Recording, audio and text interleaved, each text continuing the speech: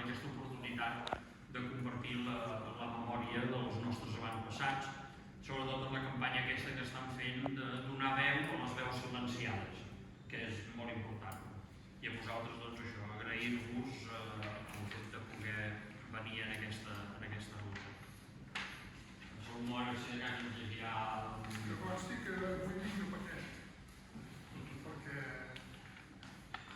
sentirem tota la història que és esplèndida i és una manera de recuperar la memòria. Aleshores, en el llibret que teniu hi ha un pròleg que és el que us llegiré jo ara per situar-nos una mica, perquè els que ens dediquem, no sé què ens dediquem, per igual, per recuperar la història d'aquest país, sobretot la que tira enrere, després de 40 anys de silenci, hi ha els de Vox que volen tornar a insistir en silenci o dins de les mentides que van repetint. Nosaltres el primer que se'ns va acudir quan parlàvem del programa que s'havia de fer avui, s'havia de fer una presentació curta però clara. Aleshores no us l'explico, sinó que la llegeixo i ja la teniu aquí. Per avançar, és molt important conèixer d'on venim. Per avançar cal conèixer el nostre passat. I això és important fer-ho en tots els àmbits, en tots els aspectes de la nostra vida.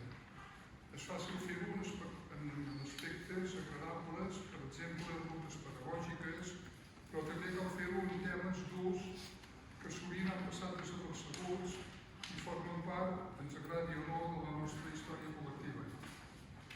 Teniu a les mans els escrits de Josep Tudor Mir, que durant 291 dies va estar captiu a la presó de Girona.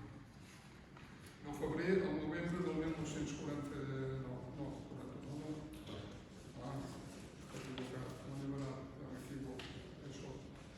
És el testimoni clar i valent de la postguerra a casa nostra. Els processos de la guerra i de la duresa del que suposava estan condemnats a mort i esperant l'execució. De tot això ho vaig conèixer quan me va ensenyar el llibre que acabava de fer. I esclar, a partir d'aquí ens van anar arrencant per tots, ell estava arrencat fins a la moll dels ossos, però jo no en sabia i quan trobes llibres com el que han fet, doncs això és una lliçó en un país que el silenci hi és, la por hi és, doncs trobar documents d'aquests, associats com la que farem avui, són lliçons per avançar i per veure de quin país som i quin camí hem d'anar fent. El 2008, en el Congrés sobre la Memòria Històrica a Salamanca, el poeta argentí va dir, se van los dictadores y llegan los organizadores del olvido. I diguem això també me posa. Se van los dictadores y llegan los organizadores del olvido. I això ho vàrem dir en un parell de sessions i de reunions i com podeu suposar, la feina va ser haver de marxar perquè se'ns tiraven a sobre, perquè estaven ofesos que aquest senyor havia dit això, que és veritat. Se van los dictadores y llegan los organizadores del olvido. I encara hi són els organizadors del olvido. Per tant, nosaltres som aquí avui precisament per recuperar la memòria antiga. I va afegir, dicen que no hay que remover el pasado, que no hay que tener ojos en la nuca, que hay que mirar hacia adelante y no encardinalizarse en reabrir viejas heridas. Están perfectamente equivocados. Las heridas aún no están cerradas. Laten en el subsuelo de la sociedad como un cáncer sin sosiego. Su único tratamiento es la verdad y luego la justicia. Solo así el olvido es verdadero. I això va d'haver venir un argentí a dir-nos-ho. Déu-n'hi-do, I que això ja fa una colla d'anys. Van passant els anys i la memòria es va oblidant. I lamentablement encara ens queda camí per recórrer. No sé si val a dir que ja ha passat el temps. No s'hi val. El temps no passa en aquest sentit. Mirar darrere ens ajuda a avançar. Les pàgines que tenim a les mans són una bona lliçó, que és el que veurem avui. Aleshores farem un itinerari pel barri antic, bàsicament, que és per allà on hi havia el seminari, que era la presó. Situacions d'aquestes ens ho explicaran i ens ho explicaran molt bé. Jo callaré, però de tant en tant és que si no m'aguanto, de tant en tant soc capaç de fer-hi un afegit pel mig, però avui li toca amb ell. Per tant, jo content de ser aquí i de veure'ns a tots plegats com anem avançant aquesta Girona que necessita memòria. Bé, explicar una mica tota la paperassa que us hem anat donant teniu un plànol que per mi és molt important perquè ens situa... us falta el... Teniu un plànol que és un plànol que va fer el meu avi des de la presó per explicar a les seves filles on era. Està un pèl en contradicció amb el que molts historiadors diuen si la presó eren allà o no eren allà. Aquí em sembla que queda claríssim i per tant per mi és molt important el fet d'aquest testimoni de coses que ja no es veuen avui dia quan fem la visita ja ho veureu, les garites, moltes coses han desaparegut. Però bé, és l'explicació que hi ha. Per altra banda, teniu un altre... hi ha el fulletó, que ja us he dit que tant de bo hagués arribat al del museu, que ja arribarà, però amb aquest podem sortir del pas perquè tingueu la informació que us arribarà. Que arribarà a la propera ruta. I també teniu un full que és la nena del 36, que és un text que vaig descobrir la setmana passada, fa 10 dies, a Santa Perpètua de la Mogoda, amb un cercle de recerca i estudis Mogoda, el CREM, que em va colpir molt el fet de llegir-lo. Veure com una nena que havia viscut amb 4 o 5 anys li va tocar viure les darreries de la Guerra Civil a Barcelona, com se'n surt, l'exili, ho explica tot, però el que em sembla més important dintre del que dèiem de les veus silenciades és que li ha costat fins que va tenir 55 anys posar-se a escriure tot allò que portava dins i que no la deixava viure. Llavors, com a testimoniatge, penso que fins i tot el testimoni d'una dona, si tenim d'homes, doncs aquí ve bé. I llavors ahir, si vau veure el Punt Avui, va sortir una ressenya que deia la Lluïsa i la... ara no recordo el nom de la noia, dues amigues que es van fer amigues a la presó i que el dia 31 presenta Pilar Francès a l'Escala, que és el relat també de la relació d'aquestes dues amigues. En llegirem un petit trosset del que surt publicat al Punt Avui, també per això, per donar veu a les dones, perquè precisament en aquest comentari, en aquest llibre, ella es queixa que els homes molt bé, els presos, els condemnats, els afusellats, realment de dones n'hi va haver molt poques, dues, crec recordar, afusellades, però hi ha una queixa que ella diu, nosaltres no podíem sortir a fora perquè el pati era dels homes. Llavors, bé, doncs li donarem un petit trosset a aquest testimoniatge d'aquesta dona. I ara, sense més preàmbuls, us llegiré una mica una biografia, una petita biografia de qui era en Josep Turon Mir, el meu avi. A vegades em referiré com el meu avi, a vegades com en Josep o en Josep Turon. Ja així ens entenem. Qui era en Josep Turon? En Josep Turon va néixer el 26 d'agost del 1905 a Santa Coloma de Farners. Era un pagès, propietari d'una vaqueria. Es va casar amb la Roser Canet Tomàs i van tenir 3 filles, la Maria, la meva mare, les meves ties Carme i Montserrat. La Maria i la Carme, la mare amb 97 i la Carme amb 90 i pico, cap amb 95, encara són vives i la Montserrat ens va deixar fa pocs anys. Va presidir en Josep el Sindicat Agrari de la Unió de Rabassaires i va ser elegit el febrer del 34 regidor en representació del sindicat vinculat a Esquerra Republicana de Catalunya. L'octubre del 34 va recolzar el moviment a companys a Barcelona amb altres personalitats d'aquesta ciutat, com per exemple l'alcalde Carròs. Tots ells van ser empresonats. Al febrer del 36, no havia escarmentat de l'experiència d'estar al capdavant de responsabilitats, al febrer del 36 torna a l'Ajuntament com a regidor, formar part del comitè i un cop dissolt, l'octubre de 1936, continuar com a conseller de proveïments i abastos, que en deien. El 9 de setembre del 37 és elegit alcalde i ho és fins al 21 d'octubre. Es dona la circumstància que en les actes de l'Ajuntament que hem trobat és escollit alcalde a sols, perquè es feien 3 votacions i a la tercera votació, a l'última, a la primera i la segona va guanyar ell, però a la tercera van quedar empatats amb en Falgueres, amb en Joan Falgueres, i van desempatar tirant una moneda a l'aire i per la sort li va tocar a ell ser alcalde. una sort que li va portar amb les greus conseqüències que va tenir després més tard. Aquí, d'aquest any, d'aquest temps d'alcalde, podem dir que al cap d'un mes d'haver entrat hi van haver-hi uns fets força greus, no li van imputar amb ell, però van succeir amb els comitès revolucionaris i ell va voler dimitir. Però el jutge de pau de Santa Coloma de Farners, en Josep Maria Llavari, el va anar a trobar i li va dir: sisplau, Josep, no dimiteixis perquè qualsevol altre que ens entri serà molt pitjor de tot el que ens està passant ara. Llavors ell va continuar, però ja a l'octubre del 39, a l'octubre del 37, va dimitir ja sense cap mena de dubte perquè hi va haver-hi l'assassinat a la banda de Riudarenes de 3 monges, les germanes Cerdera i d'algun capellà, i llavors allò ja va ser la gota que va fer baixar el got, va dimitir i després d'aquí ja va haver-hi tot el seguit, va ser cridat a files. El mes de maig del 38 és mobilitzat i fet presoner el 13 de gener del 39 a Tarrés, a les Garrigues. Després el porten al camp de concentració d'Orduña, a Bilbao, fins al 14 de juliol, on ingressa als escolapis a la presó de Bilbao.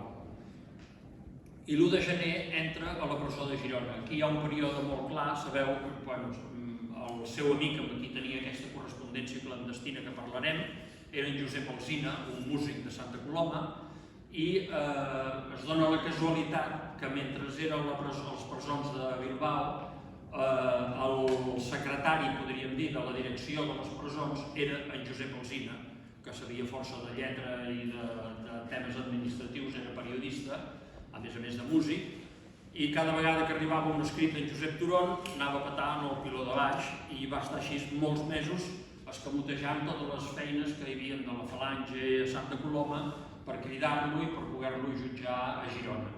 Fins al final que en Josep Alsina va haver de marxar perquè el van traslladar a un altre lloc i a la primera carta que hi va haver-hi doncs ja es va haver de traslladar l'1 de gener del 1940 aquí a Girona.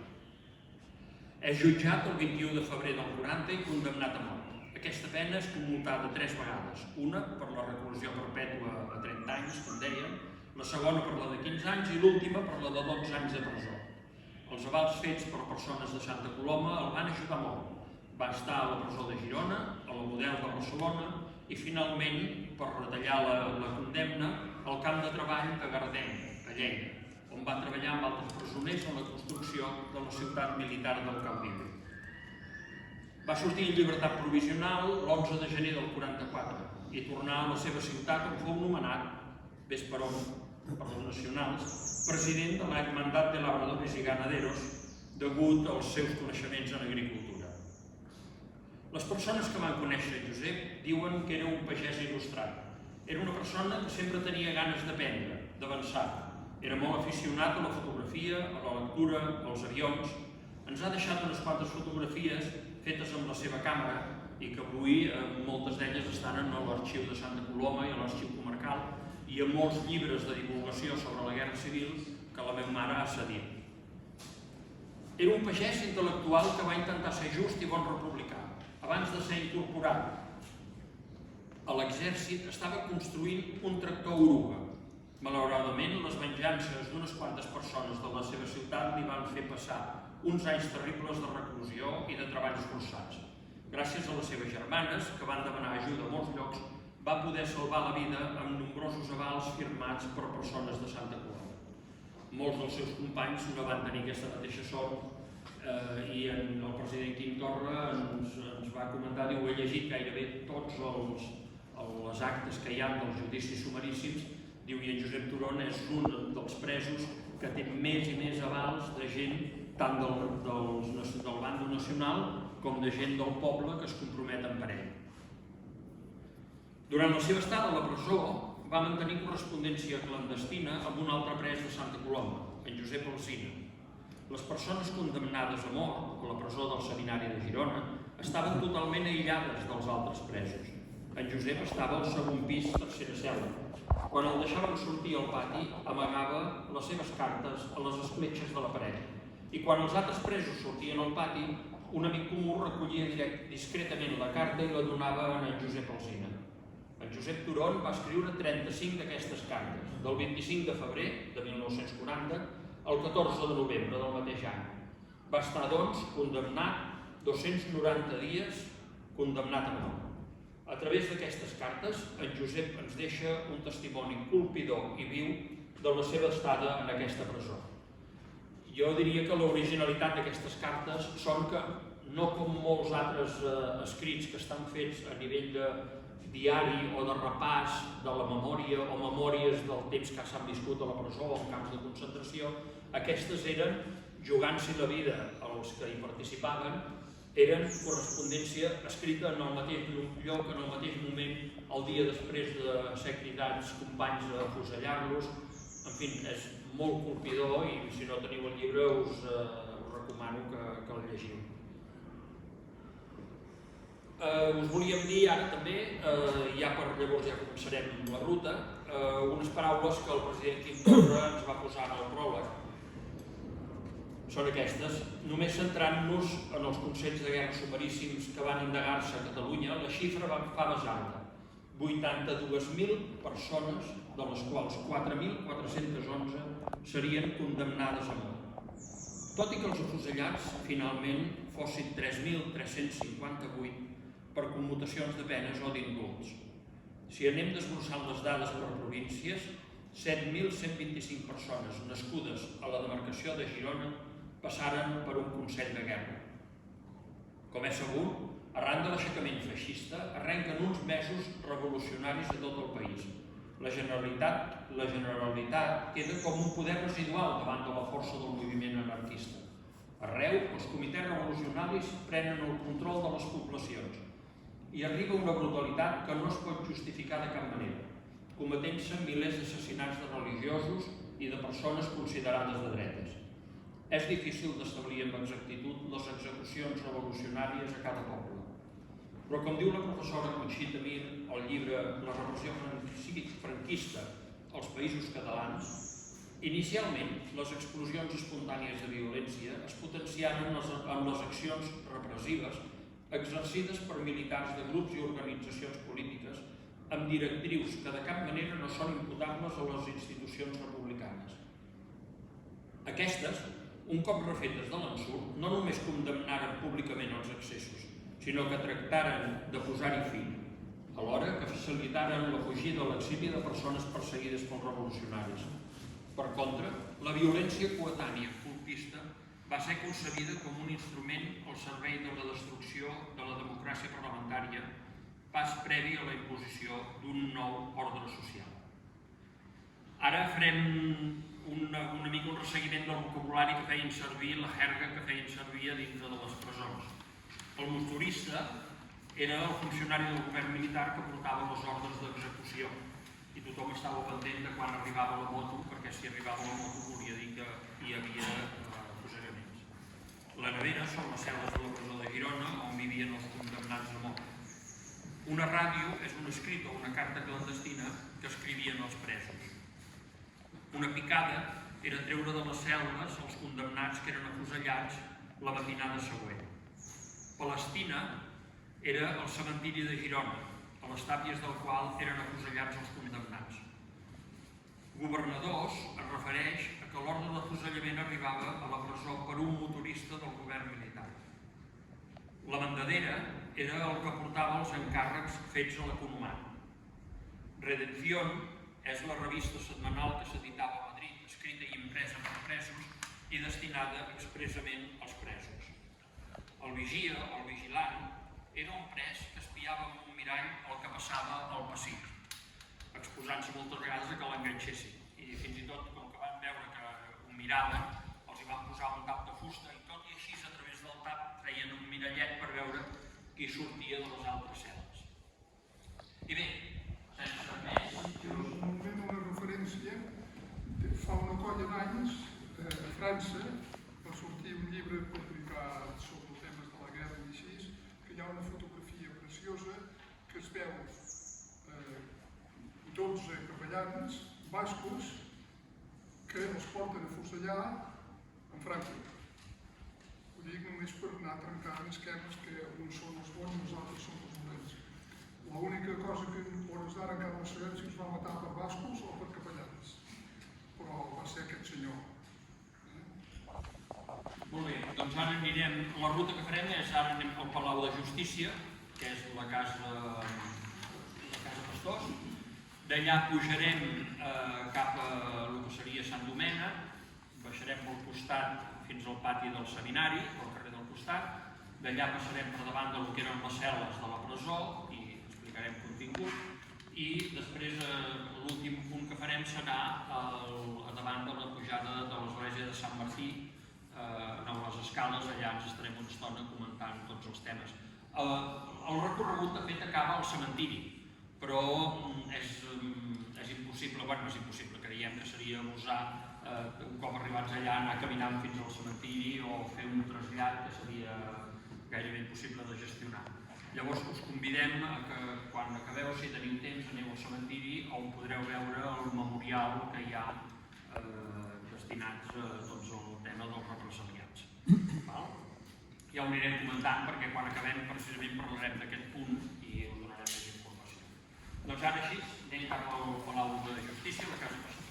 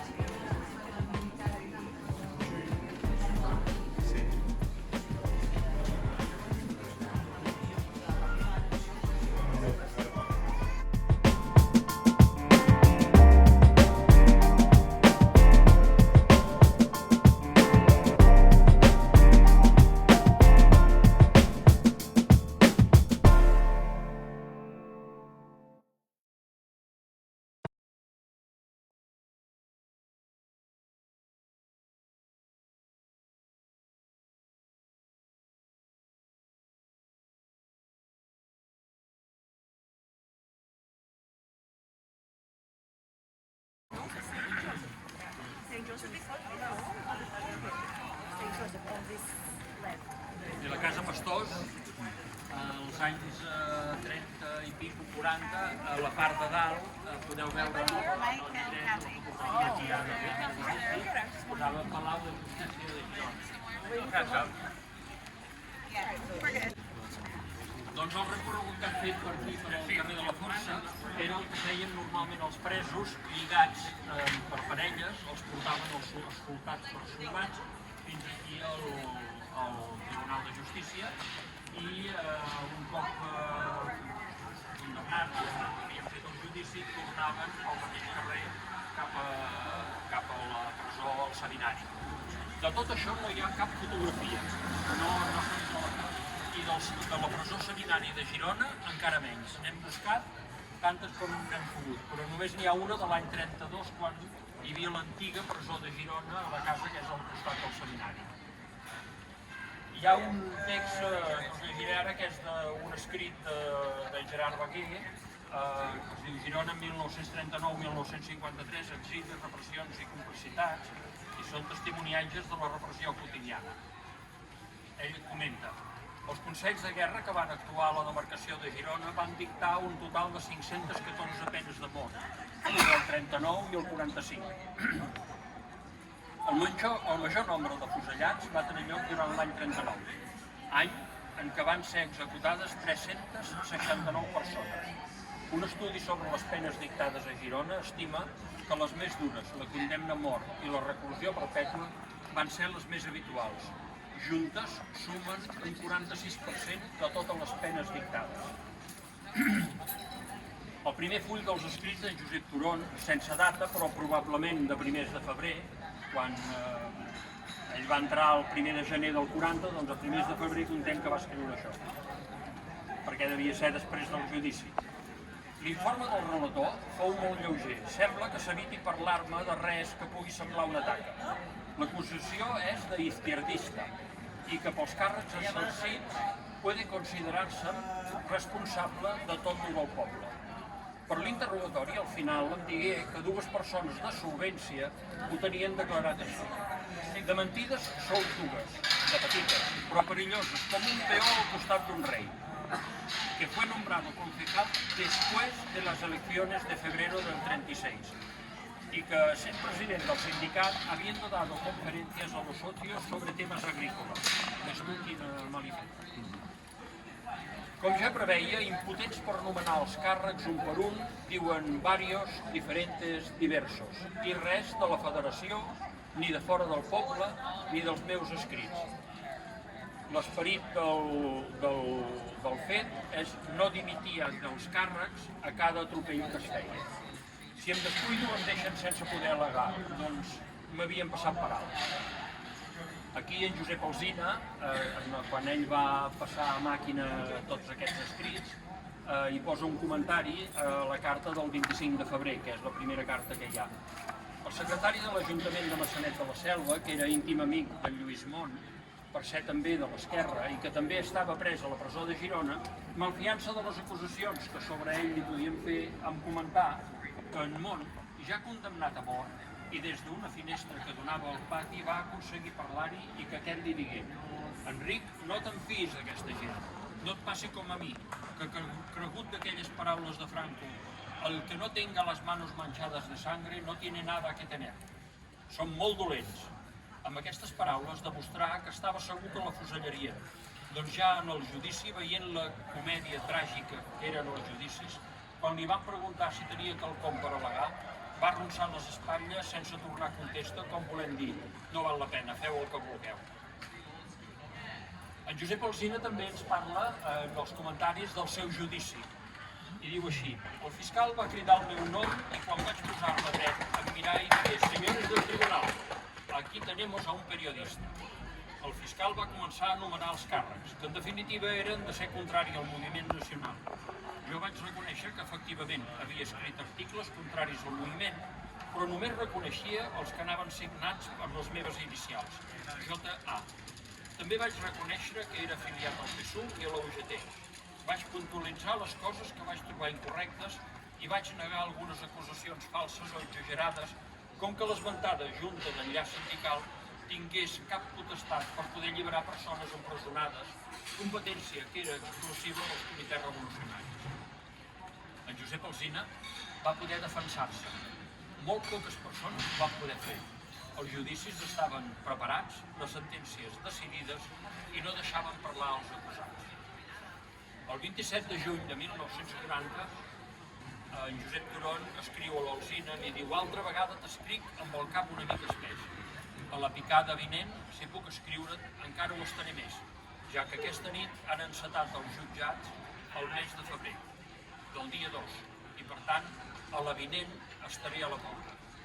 El grup que va ser jutjat el mateix dia que en Josep Turon van ser 7 persones, en Lluís Coll, en Ramon Canals, el que ell diu el milicià d'Espinelves, ell i 3 més. El 28 de juny, l'endemà, parlant de Lluís Coll, president del Sindicat Agrícola de Santa Eulàlia de Fluvià, diu, paraules de Lluís Coll: no maten per fets de sang, sinó per ser escarrans, però si ens sortís, ho tornaria a ser.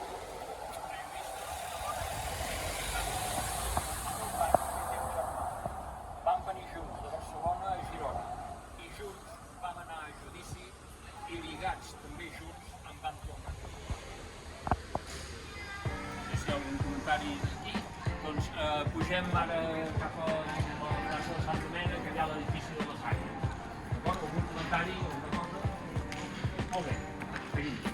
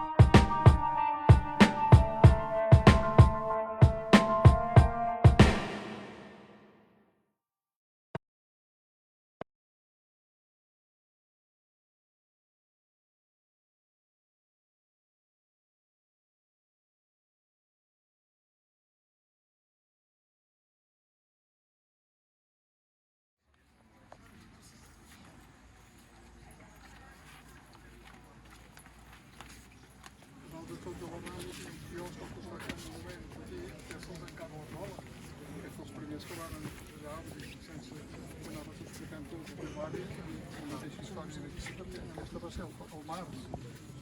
Abans d'entrar. A la que van agafar arrencada ja se'l varen polir. I ara, esclar, els documents són coneguts. Per tant, de gent que havien demanat ajudes i que varen voler que no, i així també està bé. Clar, per fer la llista dels bons i dels dolents, els bons, nosaltres vam ser tots a la llista dels dolents. Nosaltres tots A veure si fareu un dat. No. Bé, aquí és el convent de Sant Domènec, l'antic convent de Sant Domènec, que avui dia forma part de la Universitat de Girona, i he trobat, l'única informació que he trobat, bueno, hi havia molta més, però allà on he trobat molta informació és un escrit de Josep Clara, que és historiador, que és un pla militar per dominar Girona durant la Segona Guerra Mundial, el 1942. És molt interessant perquè si algun dia ens hem d'aixecar i hem de defensar Girona o hem de fer Girona, explica fil de randa tot el que s'ha de fer per ocupar Girona. O sigui que els que tenim a davant se l'haurien de tenir llegit i estudiat. Diu així, l'any 1942 la guarnició militar de la ciutat de Girona, capçalera de la divisió 42, era formada bàsicament per dos regiments, el 51 d'infanteria de línia, que estava aquí, i el 20 d'artilleria. Les casernes eren les velles, fredes i inhòspites, les d'abans de la guerra, plaçades a l'antic convent de Sant Domènec, a la part alta de la ciutat, i el passeig de Sant Francesc, a vora del riu Onyar, per la banda esquerra. La construcció de les noves als carrers d'Emili Grahit i de Barcelona era encara en una fase molt incipient. El nombre de soldats passava de 2.500. La població total de Girona, per poder comparar, per la seva banda, sumava 29.632 habitants en el cens de l'any 40 i 27.900 en el padró de 1945. Si algú més té informació del regiment, ara ens hem enterat, el meu cunyat diu que el seu pare també hi va fer la mili aquí. Suposo que deu ser el cas potser de molts que van fer la mili a Girona. Un altre. O sigui, ja ens podries explicar com era això d'aquí dintre. Bé, si us pot.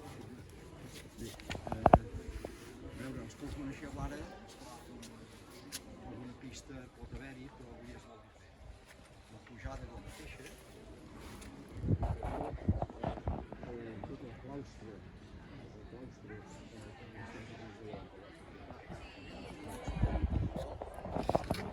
i després un i a dalt, el davant i el de dalt, dos.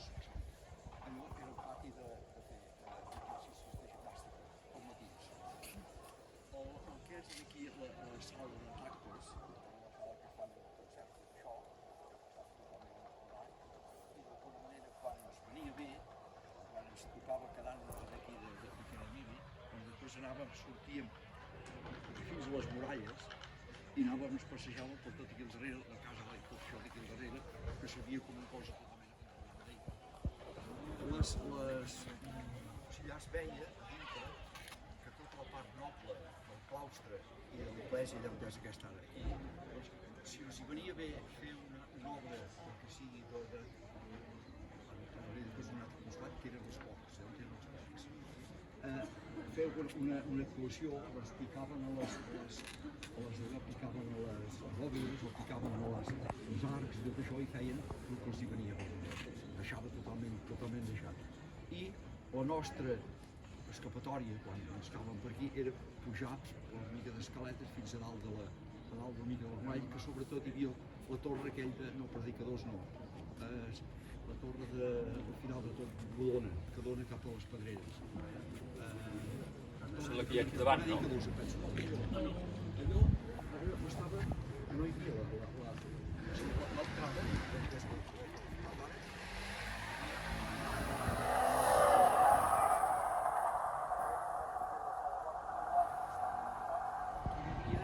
el general i alguns matroneus, uns bucans d'aquests, també.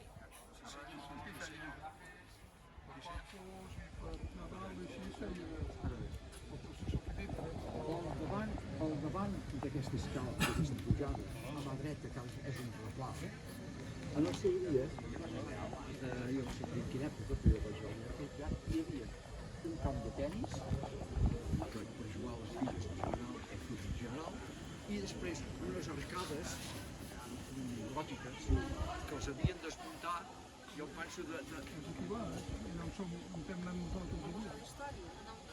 Són aquells famosos Però quan els van desmuntar jo falava que no fos d'allò d'aquell pedret que te'n vas cap a Punt Major, que hi havia, penso que els van desmuntar d'allà i els van muntar aquí amb una arcada com per animar un mica un cop entraves, o sigui, per tant, eren tots llocs d'oficines i després trobaven les muralles que van agafar els usuaris, els estudiants, les colònies i les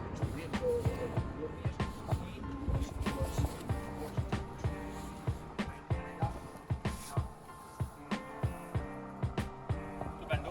Molt bé. Moltes gràcies.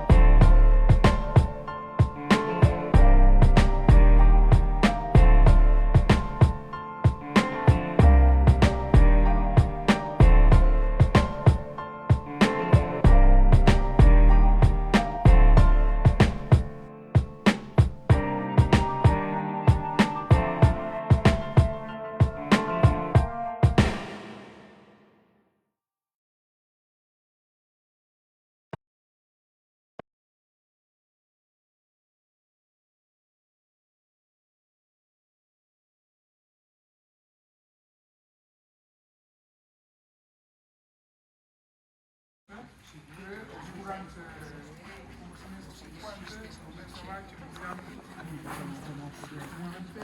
sí, són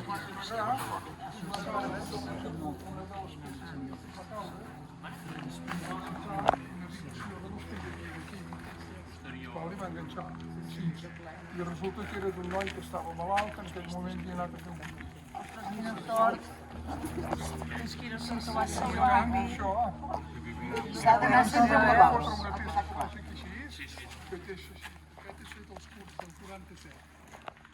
Aleshores, en el que ens explicaven aquí que tenies els soldats, i per tant nosaltres quan érem cada dia a les 9 del matí aixecaven bandera, perquè són les autoritats i feien aquelles coses.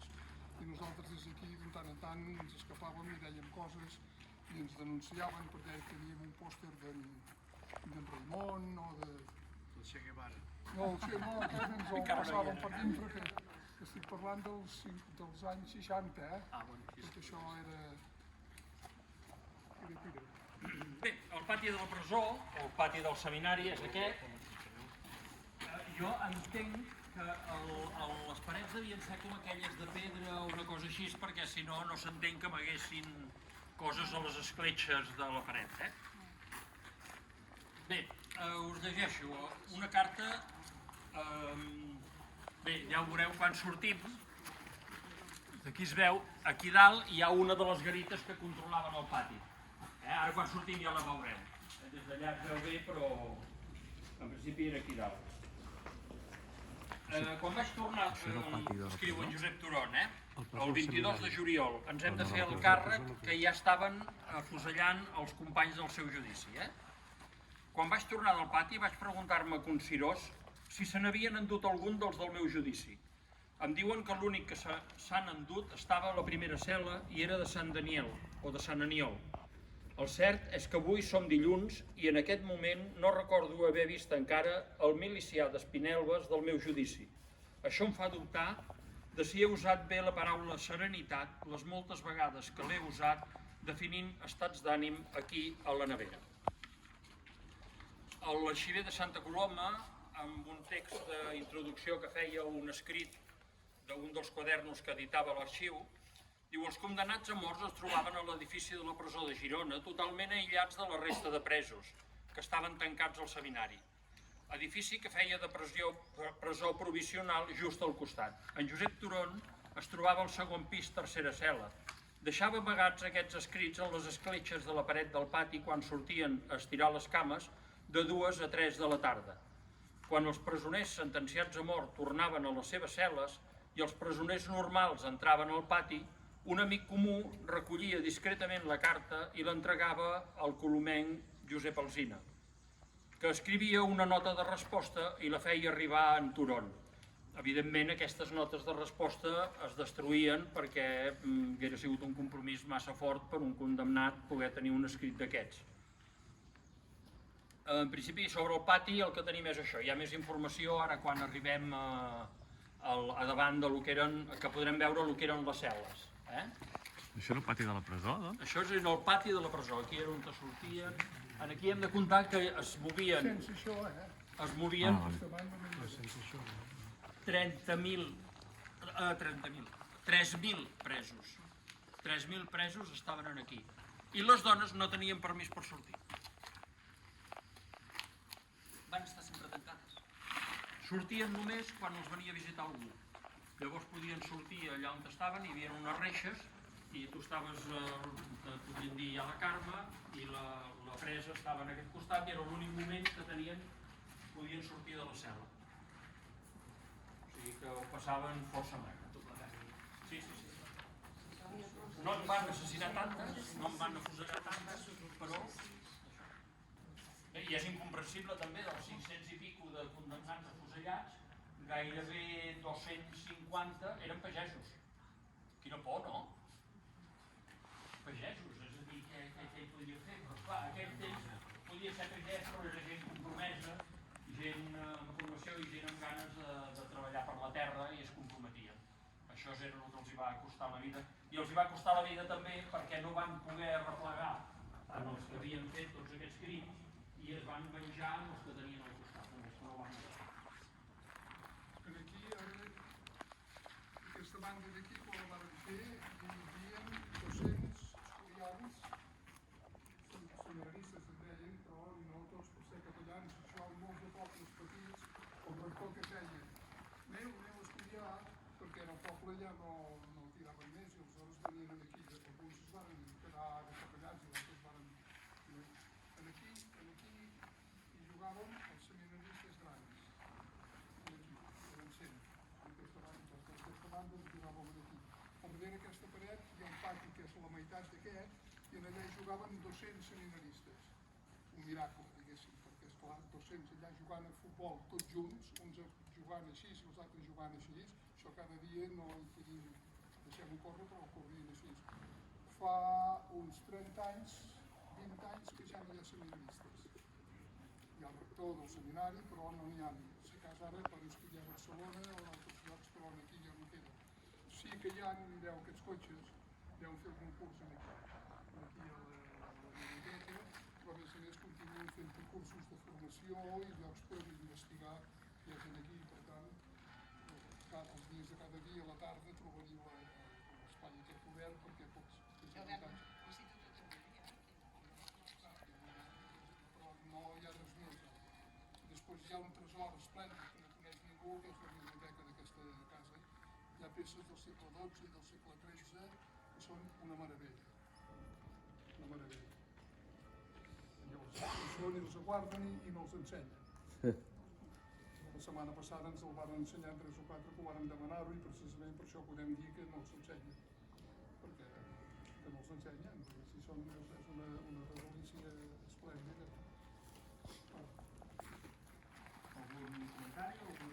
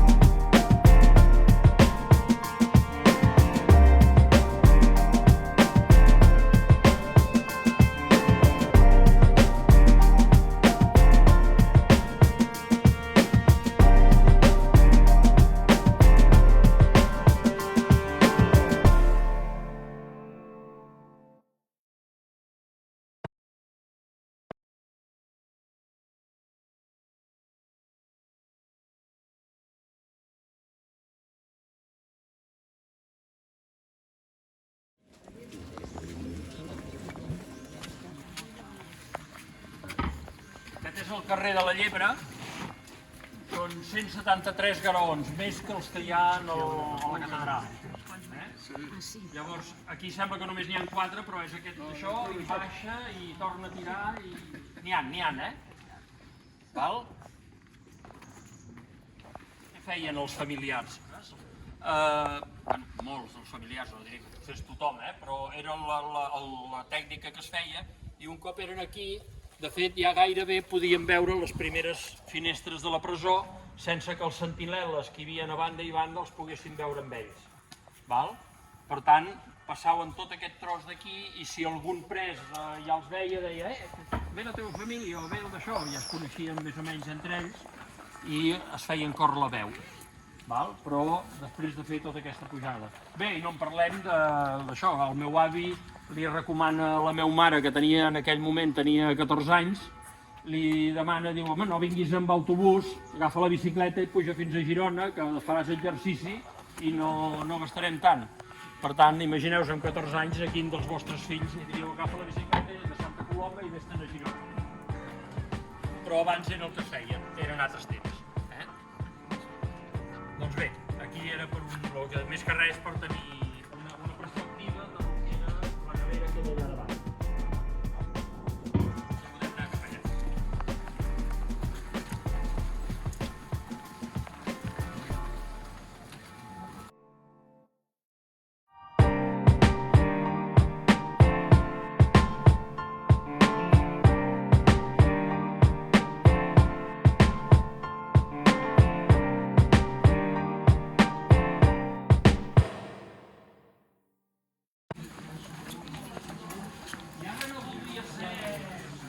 No voldria ser agosarat, però si mireu el plànol de la presó, quan arribis a la palmera, i aquí n'hi ha una, si és una palmera de l'any 40 o així, no voldria dir-ho, però ell dibuixa una palmera aquí. I es veu que hi havia alguna casa d'un familiar que vivia a prop d'aquí de la palmera, que també està marcat aquí és on viu el teu, no sé què, sí, casa de cosí en Quintana. I aquí hi ha la palmera. Per tant, jo diria que ha de ser aquesta. O l'han tornat a plantar i la que hi havia abans es va morir, però anem ben orientats d'entrada, no? Bé, des d'aquí és quan ell ja li marca el puntet de cap on heu de mirar.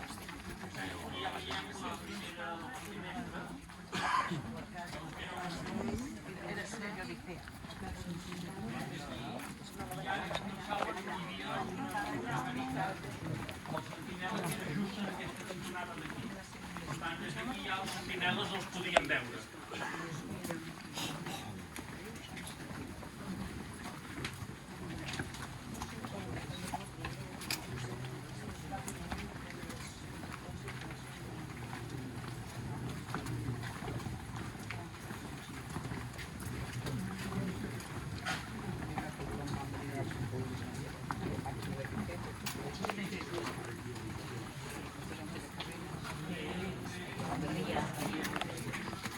No sé si us voleu seure aquí a les escales, aquí llegirem quants textos que puguem estar més bé. Això que veiem aquí ara, ja ho veureu, us llegiré alguna descripció que és com un pèl contradictori.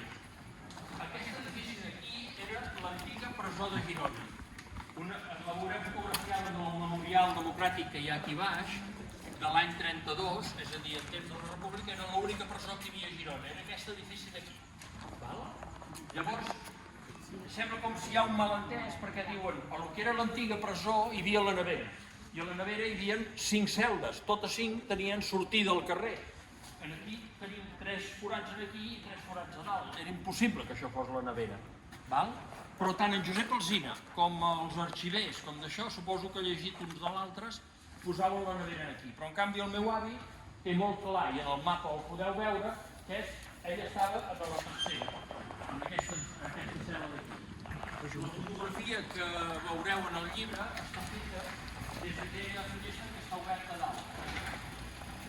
Per tant, la perspectiva des d'aquella finestra seria molt semblant a la que podia tenir els presos de la cel·la de la nevera, de la tercera cel·la que era aquí. No sé, què voleu fer? Voleu que estem aquí buscant-les i anem parlant o voleu estar drets? Com ho fem? Si us senteu aquí a les escales jo puc parlar des de baix, ja estareu còmodes.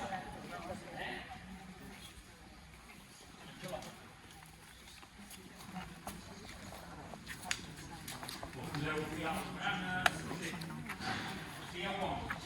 Ja havíeu vingut a fer la família... Un cop passant per aquí ho havia comentat, però no havíem fet la ruta, no, primera vegada.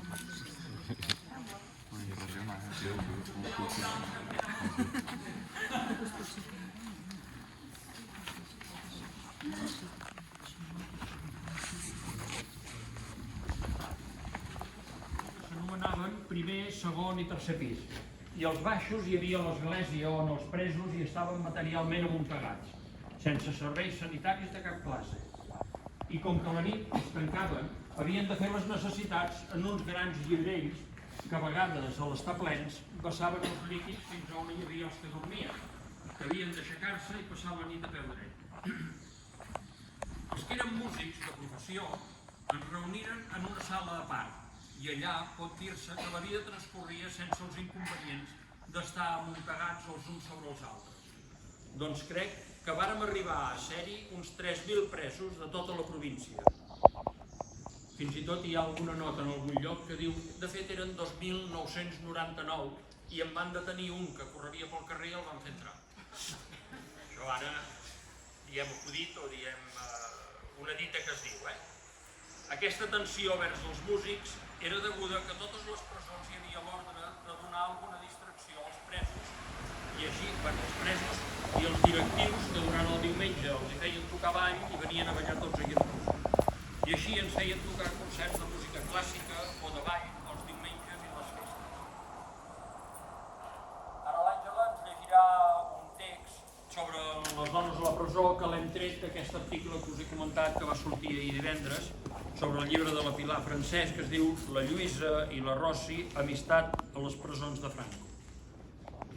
És així com la Lluïsa Duran va ser internada en un reguitzell de celdes infectes, començant per la del Castell de la Bisbal i passant després per les del Seminari de Girona, la de les Corts de Barcelona, la de les Adoratrius de Girona, la de la Presó de Dones de Palma i, finalment, la de la sinistra Presó de Dones d'Amorebieta, a tocar de Bilbao, de la qual, aquesta concretament, no en va parlar mai.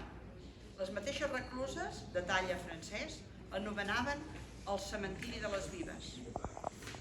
A la primera presó que va anar, la situada al seminari, era l'únic centre penitenciari que hi havia el 1939, a la capital gironina.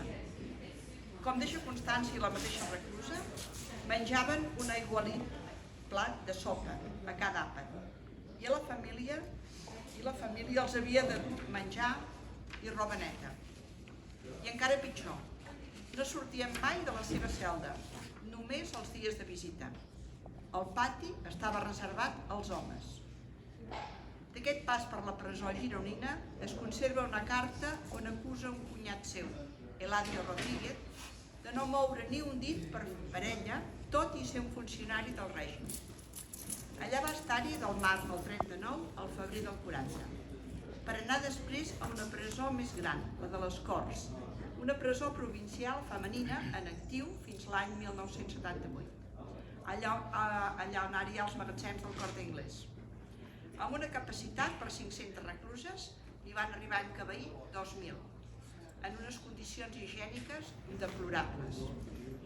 En una carta emotiva explica la Lluïsa com ballaven diàriament una sardana i que tot sovint, mentre cantaven, ens havíem de passar les llàgrimes per no deixar de cantar.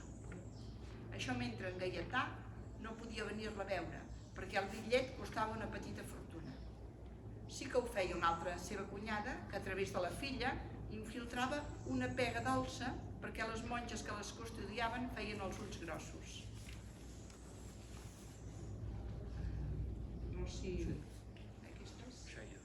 Rossi Shire va ser el 30 de maig del 40 que la Lluïsa Duran va tornar a Girona, concretament a la nova presó especial que reconvertiria el convent de les Adoratrius, on actualment hi ha el Sara, a la Ronda Pare Claret, en centre d'internament femení.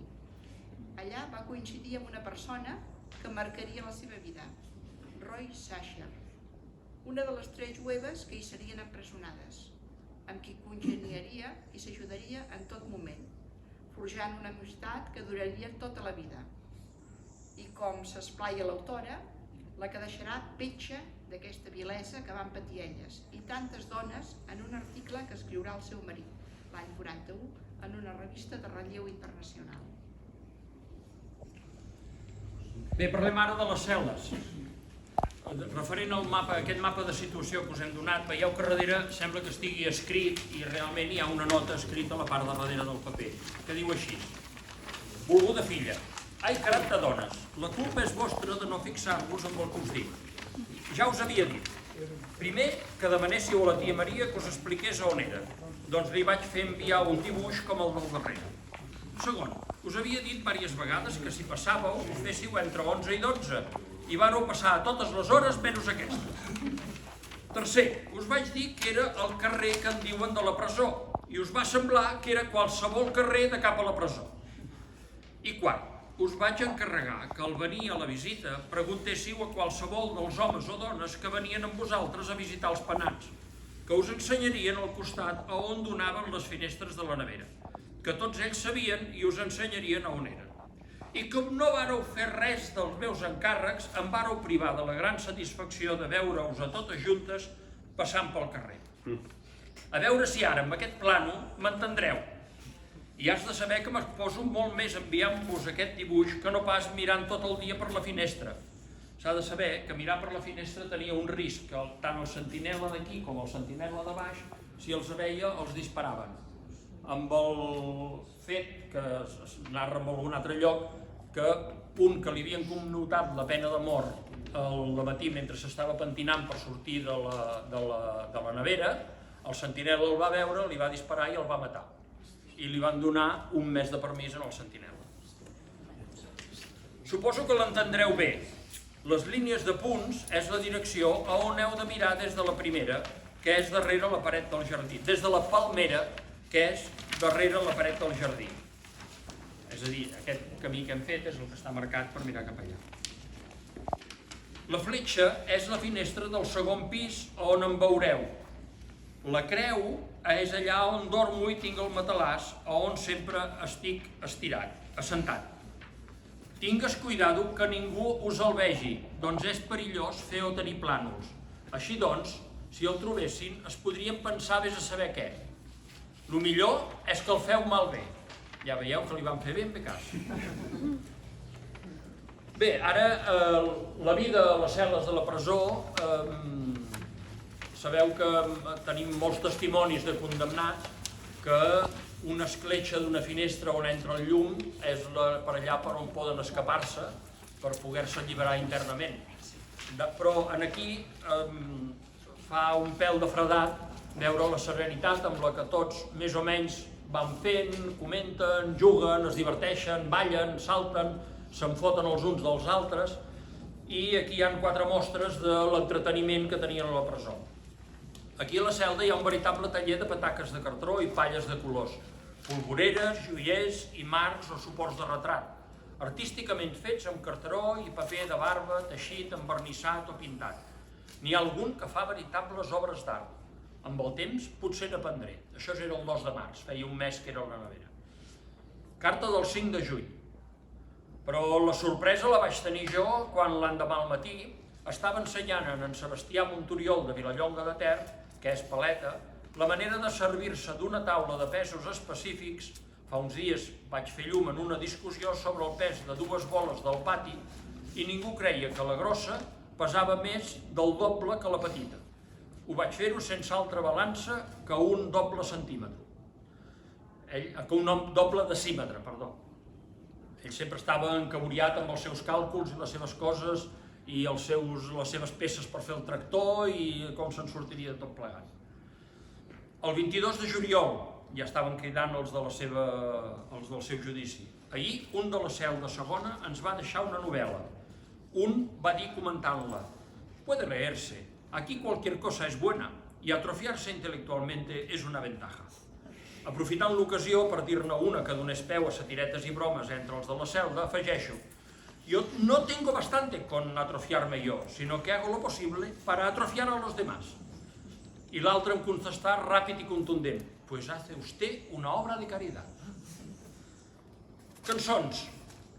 A la carta del 5 de juny, a continuació et copio La càrcel, que temps enrere vaig dir-te que havia escrit el company Marquès. No era pas per vostre, Suposo, no ho sé, vés a saber. Que sàpiga no. La va escriure el company Marquès uns dies abans de ser condemnat. La música és la del tango Cambalache i la portàvem per poder-la escoltar però no tenim altaveu. No sé si alguns la coneixeu o així, però comença ben bé tal com diu la lletra. Ja la busqueu quan arribeu a casa. Diu: «La cárcel fue y será una porquería, sí señor. Vean ustedes por qué y me darán razón. Que siempre hay caras duras, sinvergüenzas y enchufados, contentos y amargados, y no digamos qué. Te echan de la cama sin que haya salido el sol, porque quieren contar a la gente. No te dan desayuno para que puedas bien pasear, y luego bien cantar el cara al sol». La tornada. A las 12 dan comida y has llegado sin caer, si has llegado sin caer. Naboscoles y judías que no se pueden ni oler. Y si hay puré, puedes contar que mucha tierra tendrás que mascar. No pienses más, hay que comer o al cementerio te van a llevar. Si uno piensa en la familia, se pone de mal humor. Menos mal que siempre hay bulos que dan alguna esperanza y se resiste mejor. No em digueu que no eren optimistes. He recordat el copiar-te-la perquè la setmana passada fou una setmaneta de filharmònica aquí a la cel·la. I en aquell moment hi ha un grup que l'està cantant. Resulta que mossèn Feliu va ensenyar-nos una nova cançó pel mes de juny, per substituir el «Oh Maria» del mes de maig. I l'endemà passat, mentre en Xico era un pres que tenia els presos condemnats a mort. Mentre en Xico ens posava gasolina als encenedors, ho fa de franc, suposo que pagant-lo amb les propines i cabotes que li donem nosaltres mateixos, quan ens va a l'economat, però no per això menys d'agrair, li engegàrem la següent cançoneta, a no ser o no sé com se'n diu, cantada a cor per tots els 25 de la cel·la amb la música de Alma de mi vida, que ens fan cantar cada tarda. Chico de mi vida, Chico de mi amor, posa'ns gasolina a l'encendedor. En Chico, xafar la gran rialla, va demanar que la repetíssim. I vist l'èxit, quan la flama dels encenedors perd energia, ja no esperem a que passi ell mateix ànsia per la gasolina. Tan bon punt el veiem, li engeguem la cançoneta i ell procura que l'ampolla aparegui a la nostra vista coincidint amb l'última nota. Bé, la finestra, una de les protagonistes. A la carta del 22 de juliol comenta: de les meves germanes no en sé res més del que t'he anat explicant. De fa unes setmanes solen passar els dissabtes i les veig per la finestra. Per què creieu que passaven tan sovint els dissabtes gairebé setmanalment? Perquè ja sabien que estaven cridant als déus seu judici i qualsevol dia podria ser que ja no el veiessin. Una carta del 6 d'abril diu: m'avisen i tanco la finestra que està als meus peus, perquè a l'aixecar-nos, amb el llum encès, el sentinela podria veure'ns i disparar. Ho faig escapant-me un somriure.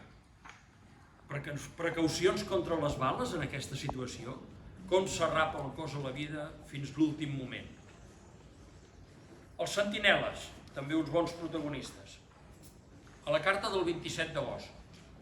Un altre incident digne de remarcar és el del dia 12. Estava de guàrdia l'artilleria. Passaven dues dones. El sentinella les ordenà que reculessin. L'una recular, l'altra, que representava uns 35 anys ben portats, vestida de negre, continuà caminant, donant explicacions amb naturalitat de paraula. El sentinella se li posà al davant i insistí. La dona s'explicà i intentà continuar caminant, passant pel costat del sentinella. Aquest l'empenyé brutalment amb la mà sobre el pit.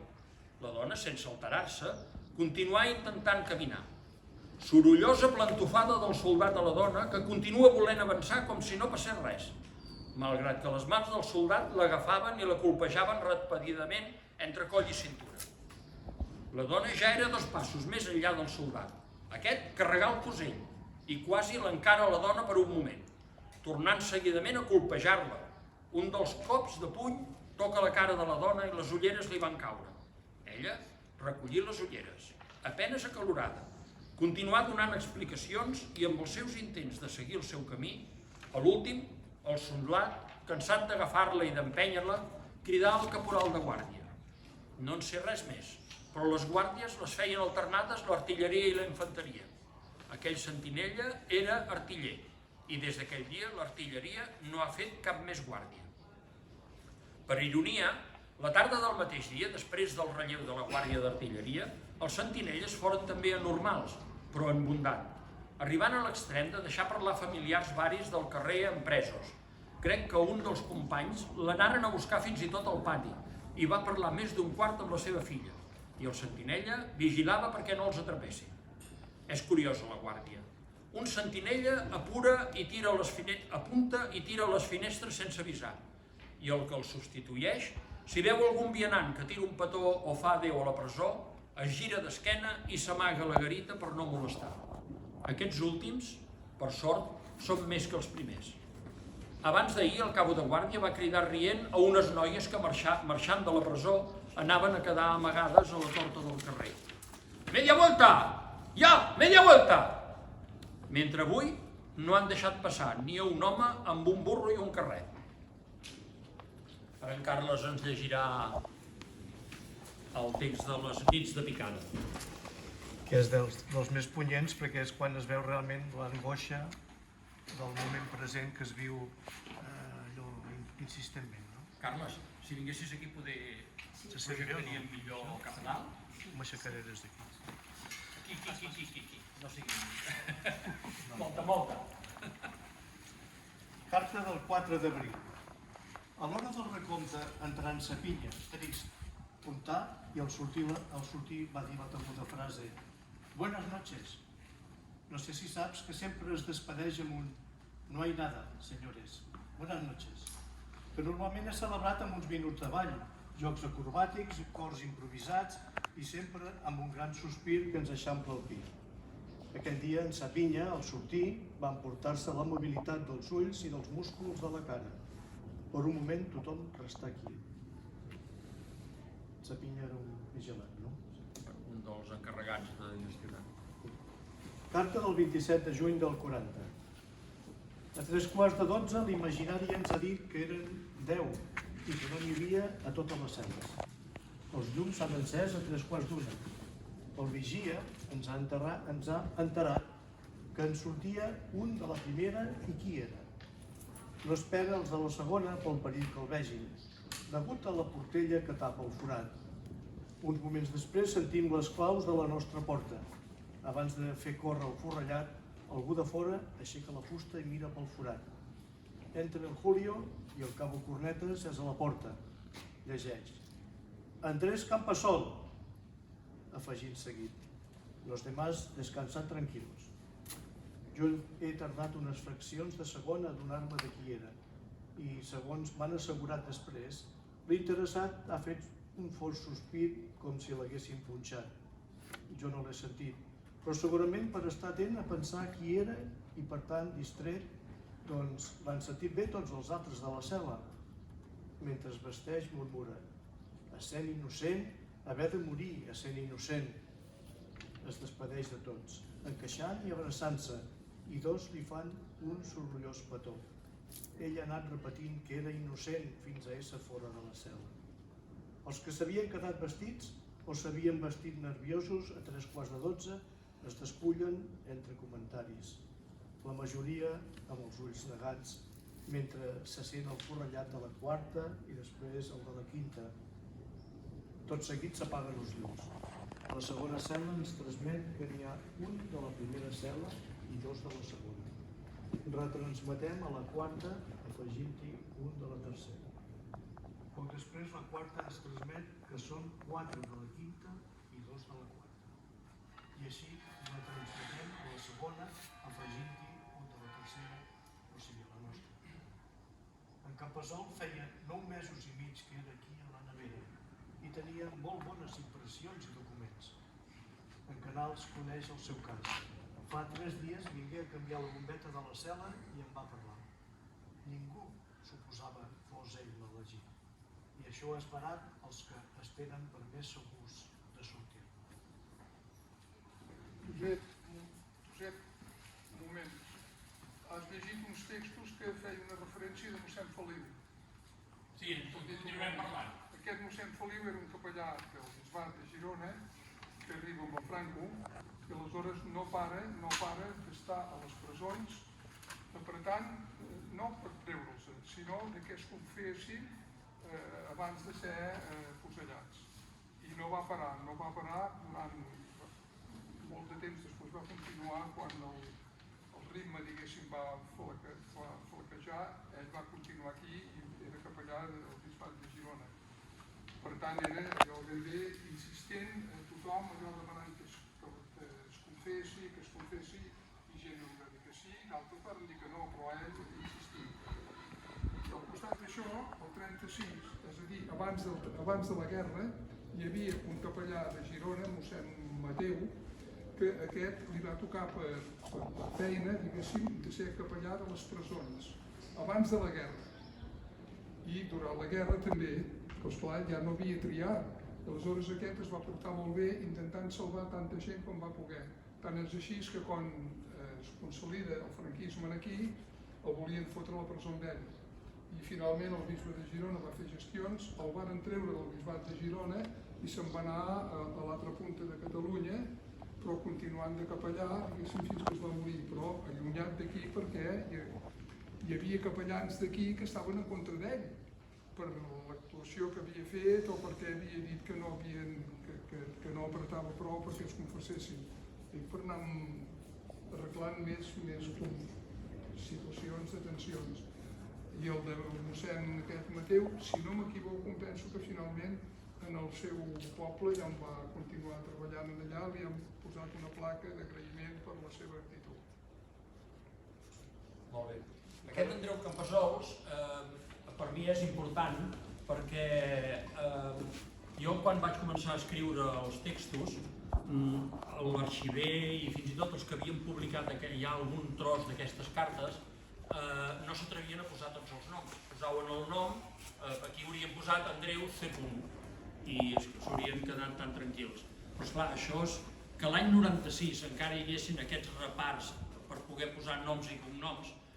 A mi em va treure els dubtes quan vaig trobar, buscant allò presons, represaliats, presos, afusellats i així, vaig trobar un treball de la Marina Rosés Campesols, besneta de l'Andreu Campesols. Aquesta noia va fer el treball i ella posa els noms i posa tot, explica totes les peripècies de les cartes que tenia, que havien rebut la família del seu besavi. El fet de trobar aquesta noia que havia escrit això i pensar, si jo ara publico aquestes cartes i en vez de posar Andreu Campesols poso Andreu C, ella mai sabrà que aquest Andreu era el seu avi. Llavors això em va fer decidir que encara que m'arrisco a que algú em posi alguna denúncia per haver utilitzat el nom de la persona sense l'autorització, doncs bé, corejarem el temporal quan arribi, però ara per ara la informació hi és. Llavors, el treball d'aquesta noia es diu Històries d'unes cartes de presó i a la pàgina 40 diu, per testimoni directe familiar, sabem que l'Andreu Campesols, Pedrosa, va fer saber a la seva dona que abans de morir es lligaria un filferro al peu perquè el poguessin identificar en cas que l'enterressin en una fossa comuna. A la carta del 4 de juliol, el meu avi, aquí acaba el text de la Marina, a la carta del 4 de juliol diu: del meu judici, de 7 condemnats, n'han sortit ja 3. La majoria dels judicis tocats aquests dies els han netejat del tot. Per tant, la tensió en què un viu és de pronòstic. Però si en surto, no compto que aquest temps a la nevera hagi modificat en res el meu mode de pensar i de ser, ni la meva salut. Estic segur de sortir-ne igual. Una sola diferència. La indiferència que sentia per la religió va convertir-se en un odi sense jo proposar-me, ni poder donar una explicació ben clara. Com es passava la informació de cel·la a cel·la? Les parets aquestes d'aquí, les de fora, fan ben bé mig metre. Entenc que les parets entre mitgeres devien ser més petites i podien passar-se aquesta informació. Ho feien d'aquesta manera. El vigilant ens entera que, mirant pel mirallet, que en surt un de la primera, un de la segona i un de la quinta. Després oïm un repicó, una cosa així, un repicó, un repòs, un pic, repòs, un repicó, repòs, un pic, repicó. El primer pic vol dir primera cel·la, el segon, un penat ha sortit d'ella. Segueix, 2 pics, repicó, un pic i llarg repicó. Això els deia la segona cel·la. Vol dir, segona cel·la, un penat, ja estem. Contestem amb un llarg repicó que vol dir entesos. De l'altre costat sentim repicó, 5 pics, repicó, un pic i un llarg repicó. És a dir, de la cel·la cinquena, un penat. Contestem i retransmetem. Així era com es passava la informació de la quantitat de gent. Més o menys sabien el volum que havia sortit, però moltes vegades no podien saber qui havia sortit. Des del carrer, és a dir, des d'on som nosaltres. Carta del 23 d'abril. La vista al carrer des de la finestra, a part del dia que passen les famílies dels companys afusellats, la picada penúltima, la del 6, a les 8 del matí va passar una cosina d'en Saus i d'una distància prudencial enfocar uns binocles a la finestra per assegurar-se si era viu. L'endemà li escrigué que havia 8 afusellaments i volia anar al cementiri i algun amic o veí va impedir-ho. Però ella no es conformava i havia volgut estar-ne convençuda. Hem d'entendre que van buscar per veure'l però no el va veure. Hi ha una pila de petits detalls que tu, vivint al centre de la presó, apenes deus conèixer. Les famílies dels presos passen i tornen a passar amb insistència, més les dels penats que les dels altres, fins que a vegades criden l'atenció dels sentinelles. És curiós les precaucions que prenen alguns passejants. Passen unes noies i una d'elles, la que no ha vingut a veure ningú o la més vistosa, s'atura un moment a treure sorra de la sabata o escorda les espardenyes mentre les altres miren, perquè sí, cap a la presó i s'arreglen els cabells o la brusa, tot fent el dit. Una minyona o una senyoreta passa amb un gosset format pel coll, que amb les ganes de jugar es revela a avançar i en tot s'entreté. El sogre d'en Volà, que és gitano, quan comencem a veure'l, li venen sempre ganes de fumar. El paper se li trenca i ha d'aturar-se a treure un paper, i ara un altre. Té picor la closca i s'ha de treure la gorra saludant graciosament amb ella, tot gratant-se. I posant-se-la, i tornar-se-la a treure-la, i tornar-se a gratar, i tornar a estrènyer, i tornar a estrènyer el cigar, i quan se'n torna, tot és provar inútilment d'encendre'l, gastant cerilles i més cerilles, prenent naturalment la precaució de posar-se contra vent, és a dir, girant-se de cara a la presó. Un nebot d'en Marquès mata el temps collint pedretes, rascant-les a la paret, dibuixant marros a terra, mirant els forats de les clavegueres, però mirant sovint distreta però regularment a veure si coneix el seu oncle entre les cares peludes de la tercera cel·la. Una dona jove deixa orinar el nen de 2 o 3 anys al vell mig del carrer, de cara a la presó, i a pocs passos del sentinella. Mentre espera, va mirant lleugerament ruboritzada tan aviat el nen com a determinada finestra del primer pis, delatant amb la satisfacció del seu rostre que els està mirant el marit i pare de la criatura. En canvi, hi ha una altra escena odiosa. Per exemple, una noia va acompanyada d'un soldat. Nosaltres no ens deixem veure, però aquest mira somrient, satisfet, indiferent a totes les finestres, i prenent la seva parella per la cintura, a l'entornar-se'n, s'atura parlant amb ella a mitja distància del tros de carrer que es veu. Va mirant a les finestres com si busqués algun parent, i ara un, ara un altre, omplint les finestres de caps curiosos. Llavors ell, sense deixar de somriure ni mirar-nos, passa un braç per sobre les espatlles d'ella i amb l'altra mà li amanyaga el coll. Ella el deixa fer, tot enraonant, però per últim fa un moviment de resistència i es posen a caminar. El soldat l'estreny fortament amb un braç per la cintura i camina mig girat mirant-nos encara somrient. En Saus no pot evitar un renec recargolat contra la mare del soldat que ha vingut a fer-nos d'antena. Hi ha moltes més, explica moltes més coses, com sabien, per exemple, que era l'última vegada que passaria. I ells anaven fent aquest tros, arribaven a davant, tornaven a darrere, tornaven a passar, i si per exemple alguns anaven caminant per la vorera, si baixaven de la vorera i canviaven de vorera, volia dir que era l'última passada que feien. D'altres es treien un mocador, i va donant diverses coses que teníem per entendre que era l'última passada que feien. Ara, si us sembla, anirem a davant de la capella de Sant Martí, i allà també ens podrem posar a l'ombra, suposo, i escoltar tot el que era ja quan havien cridat els afusellats, que el que deien que els tenien en capella. Haureu de fer un esforç d'imaginació perquè les finestres són de pedra, però quan els anys 50 i 60, quan nosaltres érem al seminari, encara les finestres aquestes quedava clar els llocs per allà on es posaven els controls dels barrots, tots, i ara ho han deixat i no es veu la pedra. En canvi, quan nosaltres hi érem, encara veies els barrots o la pedra allà on posaven els barrots.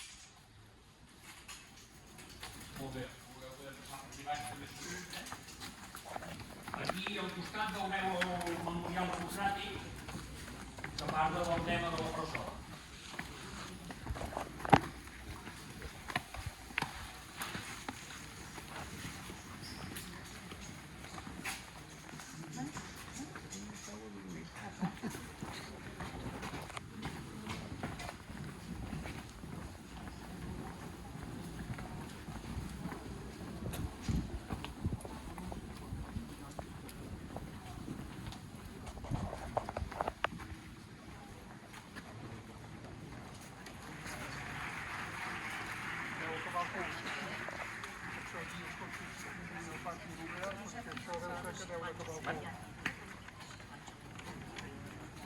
Sí, ho presenten a l'escala el dia 31. Els busquen encara no el número. La presó de Girona, l'entrada era aquesta porta d'aquí. Bueno, la podeu veure aquí, veieu? En aquesta fotografia d'aquí. Es veuen els presos, es veu la garita aquesta que dibuixa el meu avi, és aquesta garita d'aquí, i aquí en aquesta cantonada d'aquí n'hi havia una altra. I la porta d'entrada a la presó, això em sembla que ho posa per aquí, era l'any 30. Imatge 1910, de l'antiga presó. O sigui, era la presó de Girona, estava aquí en aquest edifici, ara crec que són uns edificis d'apartaments. Va durar poc, perquè el 45 després varen marxar... A Salt amb les Clarisses, cap no? a Salt, sí. Fent treballar els presoners. O sigui, les obres que van fer a Salt, doncs el que treballaven eren els presoners.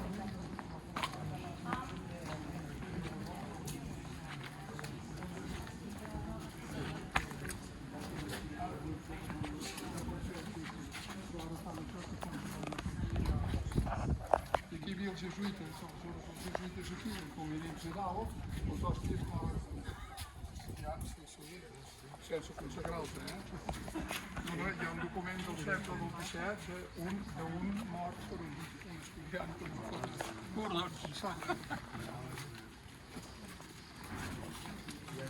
Aquí en Mont ens comenta que era un edifici on hi havia la falange. Encara fa poc hi havia encara algun símbol.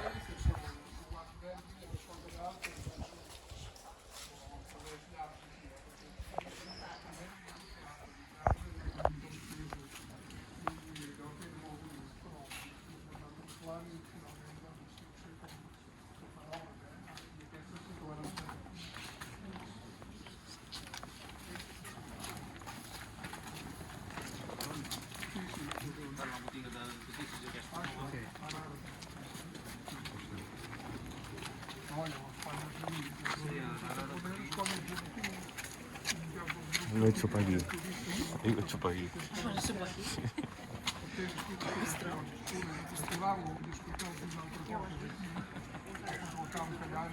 Podia saber quedar. Doncs si anem a demanar els fills que sí, l'hora.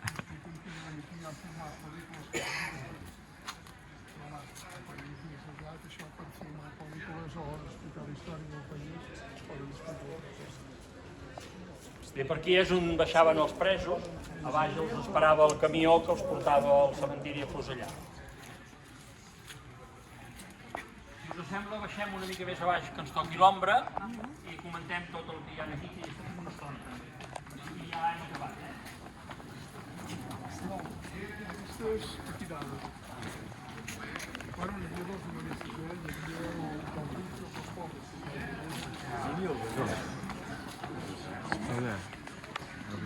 I aquí el Cònic ho havia comprat, no, això? Sí, volien. Jo havia estat al teatre, però amb una obra de temporada. Sí, sí. S'ha dit que hi havia un taller, també. Sí. Que havia estat un taller. Això va intentar comprar-lo al Cònic, per comprar-lo o obrir algú, però com va veure que hi havia problemes d'aparcament de No li veïns, varen deixar fer. Ah, al final no, eh? Vale, això no sabia. Voleu seure per aquí, vosaltres mateixos. no me'n feu.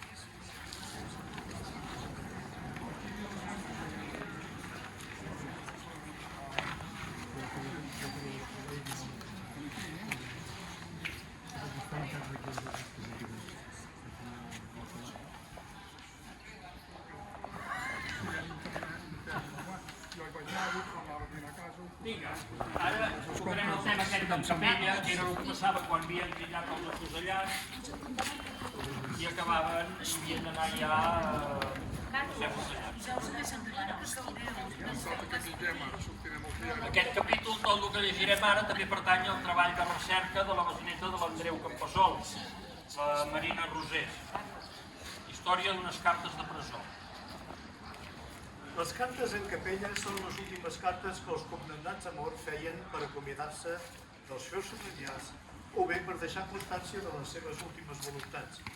S'anomenen així no tant pel seu contingut, sinó pel lloc on eren escrites. Els presos es trobaven en una capella. En algunes ocasions no era pròpiament una capella, però feia les funcions. Algunes vegades, a causa de les dramàtiques condicions en les quals es trobaven, qui escrivia la carta ho feia per consolar, tranquil·litzar, deixar constància de la seva innocència, demanar perdó, demanar justícia i transmetre els seus últims pensaments. Aquestes cartes de comiat no són exclusives de les presons de la Guerra Civil i del franquisme, sinó que formen part d'un fenomen universal que té lloc a les presons d'arreu del món. Des de temps molt antics, escriure unes últimes paraules era una concessió que feien els que decidien les execucions. En el cas de la presó de Girona, els condemnats eren separats dels altres presoners i els portaven a una altra cel·la on esperaven l'aprovació de la pena i execució. Allà els condemnats podien confessar-se, fer un testament i escriure les últimes cartes. Cal afegir que en aquest lloc se'ls notificava la sentència i els obligaven a acatar-la i firmar-la. A la capella, Andreu Campassols escriu diverses cartes, totes datades el dia 26 de juny de l'any 40. Aquestes es troben dins l'apartat Cartes en capella, dels annexos del meu treball. Hi ha dues cartes adreçades a qui ell considera els seus botxins. Una carta a la seva dona i als seus fills, una carta als seus pares i germans, una carta adreçada a la seva dona que conté instruccions respecte de les dues primeres i una carta per la família en general. Cal remarcar que, a diferència de la majoria de cartes que escriu l'Andreu, aquestes últimes cartes són escrites en castellà, segurament perquè no els deixaven fer-ho en català. També s'ha d'assenyalar la qualitat de la seva expressió i la impressió que produeix el fet que pugui escriure de manera tan serena unes cartes unes hores abans de morir. A la capella, Andreu Campassols escriu diverses cartes, totes datades el dia 26 de juny de l'any 40, el dia que fou afusellat. I llegirem ara una carta adreçada a Tetus de Borgunyà, alcalde, president de la comissió gestora de Cornellà de Terri i familiar llunyà de l'Andreu Campassols. Aquí ens podem adonar de la crueltat i la bogeria que comportava la guerra, que fins i tot s'enfrontaven membres de la mateixa família. La carta diu així: Prisión Provincial de Gerona, 26 de junio 1940. Señor Tetus de Borgoña. Muy señor mío, cuando usted reciba esta carta, yo ya habré dejado de existir, víctima del odio de unos cuantos individuos de este distrito, los cuales no han vacilado en un momento en contraer una responsabilidad que puede costarles su vida. Como usted comprenderá, entre estos individuos tengo incluido a usted y a todos los condenados del ayuntamiento, pues son los únicos responsables de este crimen tan monstruoso cometido en la persona de un ciudadano por el solo hecho de haber ejercido unos cargos de colaboración durante el periodo. Como sabéis, que de cumplirse la consigna del generalísimo Franco, yo no podía ser nunca condenado a muerte y ejecutado. Habéis tramado toda esta farsa de cargos imaginarios para así dar ocasión a los tribunales de justicia que satisfacieran vuestros perversos deseos. Todo el distrito de Cornellá, incluso los gatos, saben que no he tenido en mi vida participación en las barbaridades que se me acusan y que he sido asesinado por haber sido alcalde, secretario del sindicato agrícola y miembro del comité. Si no se han podido detener a los responsables, ¿por tengo que pagar yo la multa? Claro que esta pregunta no me la podrá contestar ya jamás. Pero a pesar de todo, ha trabajado usted con muy mala pata sola, pues ha dejado usted en pie las raíces de la ley. Acuérdese que he dejado 2 hijos que en su día reclamarán justicia y no venganza, como hacen los verdugos a los que usted ha dejado en manos libres. Sin nada más de particular, le desea su merecido castigo, su víctima, firmado Adrià Calpassó. Amb aquesta carta, la besneta, la Dina, sent totalment que està retornant el prec que va fer l'avi de que algú restituís la seva memòria. Bé, la baixada de Sant Domènec, les escales de Sant Martí. En el document que hem llegit abans, que ja hem esmentat, de l'any 39 al 53, exili, repressions i complicitats, testimoniatges de la repressió quotidiana, escrit per en Gerard Baguer, ens diu així: els condemnats eren extrets de bon matí de l'establiment penitenciari.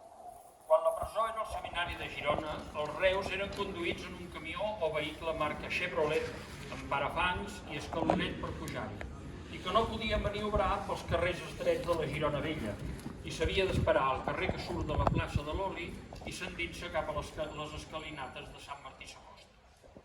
Mentre els condemnats baixaven les escales, alguns mig despullats, per entrar dins l'autobús sinistre, sovintejaven les escenes dramàtiques. Tot el barri proper a la presó estava trasbalsat per aquells esdeveniments que es repetien de matinada, i les informacions corrien de boca en boca entre els veïns. Això és un testimoni del senyor Joaquim Valentí Fiol. En un altre text, que el titula Qui va denunciar a l'avi, diu: el meu avi, en Jaume Ugas i Manuela, era el sastre del número 113 del carrer del Carme de Girona. Les gestions de l'àvia per intentar treure'l de la presó no donaven cap resultat. L'àvia li portava el menjar cada dia en una carmanyola que tenia una nansa fluixa que es podia treure. A l'interior d'aquesta nansa s'hi amagaven petites notes de paper on s'hi reflectien el desànim i la por. L'àvia li donava esperança. L'àvia, en canvi, feia notes breus i terribles on apuntava: aquesta matinada n'han matat 3. O bé, potser demà em tocarà a mi. L'àvia els explicava escenes terribles, com la d'un noi molt jove que havia estat condemnat a mort i cridava que no volia morir. Un home vell es va acostar als funcionaris que l'arrossegaven i els va dir: la meva vida per la d'ell.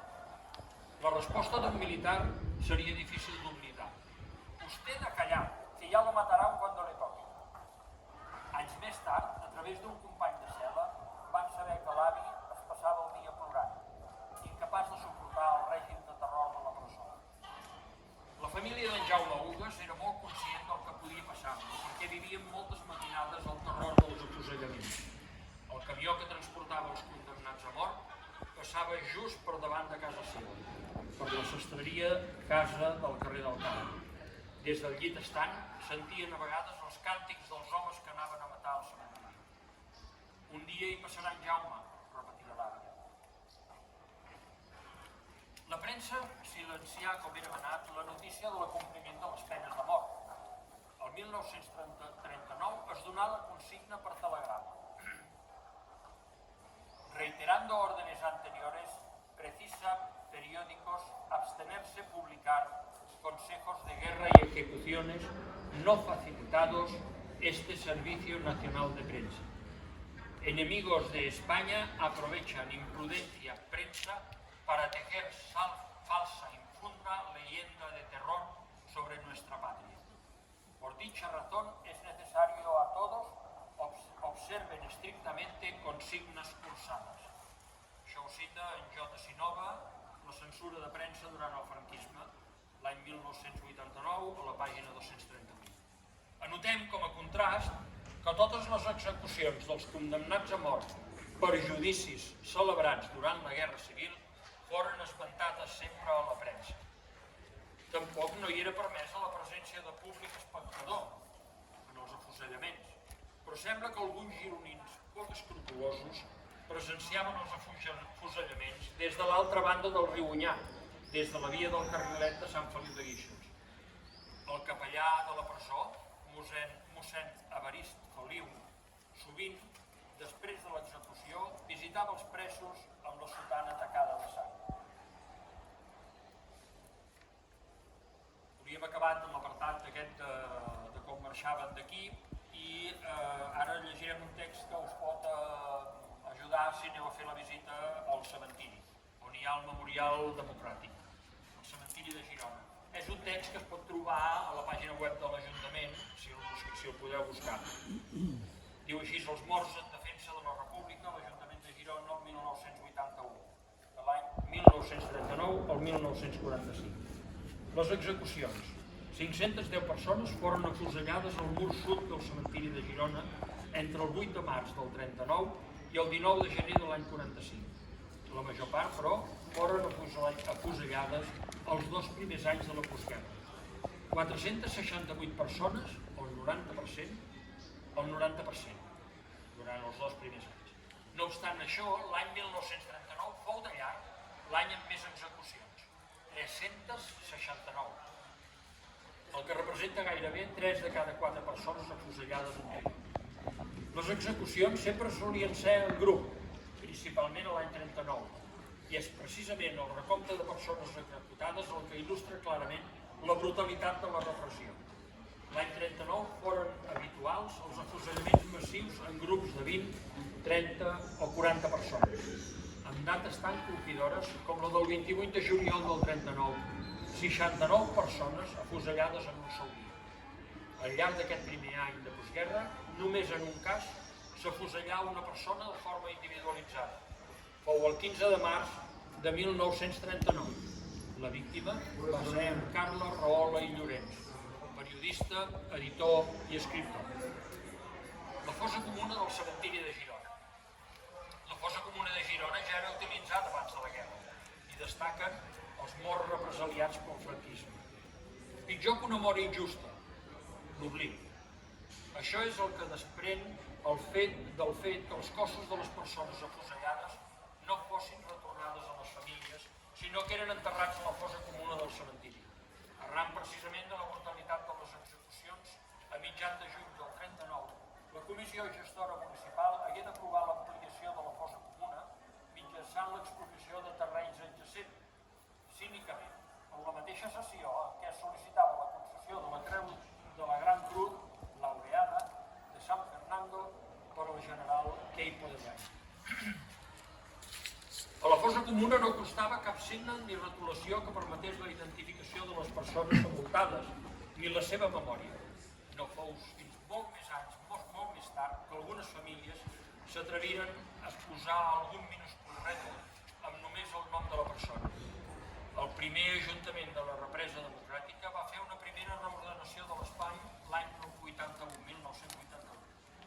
Tanmateix, la dignificació definitiva de la fossa comuna com a espai de memòria no es produí fins al 10 de novembre del 2010 per part de l'Ajuntament de Girona i el Memorial Democràtic, amb la instal·lació de 510 plaques d'homenatge a les persones afusellades, amb el seu nom, la data d'execució i el seu darrer lloc de residència.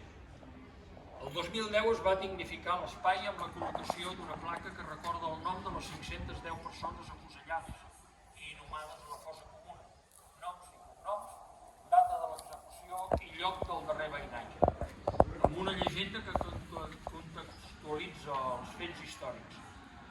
Un dels darrers noms que hi trobareu és el d'en Francesc Justi, de Sant Pau de Segúries, un dels condemnats més estimats i respectats dels presos de la tercera cel·la de la Nevera.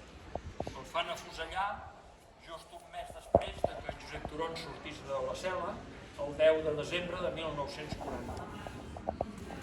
Aquest Francesc Juste l'estan intentant trobar a ell, als seus parents o familiars o així, i és impossible. Sant Pau de Segúries, a l'Ajuntament, tot, no tenen cap mena d'informació. Sabem que estava casat, sabem que tenia una filla, perquè hi ha uns trossos que ho explica, però no l'hem pogut trobar. Com així, per exemple, el cas de la família Campesols, que ara fa justament uns 3 mesos, després d'haver-les buscat durant molt de temps, perquè jo els buscava a Cornellà de Terri i resulta que es havien traslladat a Begur. I la filla havia escrit el treball a Palafrugell. Llavors vaig anar a l'escola de Palafrugell, a Palafrugell em van dir que no em podien dir res, però em van dir que vivien a Begur, i buscant campassols a Begur, doncs era la família que tenen els taxis i les grues i un taller a Begur. I vaig poder parlar amb la neta, la besneta no perquè està estudiant a Barcelona, però bé, va ser força emotiu i interessant, i segurament a la propera ruta vindran a fer-lo amb nosaltres. Aquesta fossa comuna forma part de la xarxa d'espais de memòria inclosa dins l'itinerari de la Guerra Civil i la repressió franquista a Girona, gestionat des del Museu d'Història de la Ciutat, que recorre 3 espais significatius de la Guerra Civil i de la repressió: el refugi del Jardí de la Infància, l'antic seminari i el cementiri. Molt bé, desitgem que aquesta ruta i els textos llegits us hagin ajudat a comprendre el passat, reconèixer la repressió que van patir els nostres avantpassats i ens esperoni a tots a seguir lluitant per la democràcia i per la llibertat. Gràcies a tots per la vostra assistència i moltes gràcies al Museu d'Història de Girona per donar-nos aquesta oportunitat.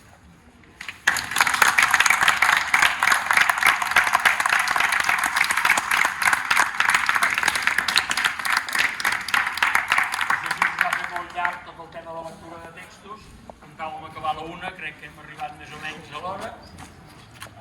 Bé, és el que hem pogut fer. Si voleu el llibre, podeu trobar-lo a les llibreries, a la 22, al Bessot, aquí,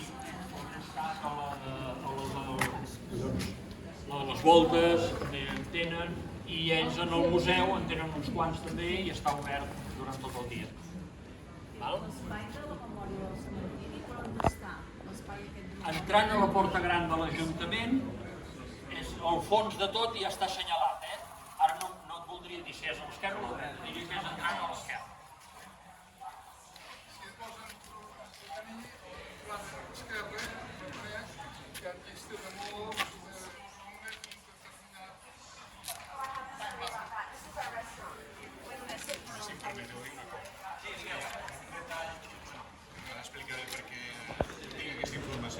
Hi ha un detall quotidià que s'explica en el Déu Campassols que ens va afegir un filferro al peu.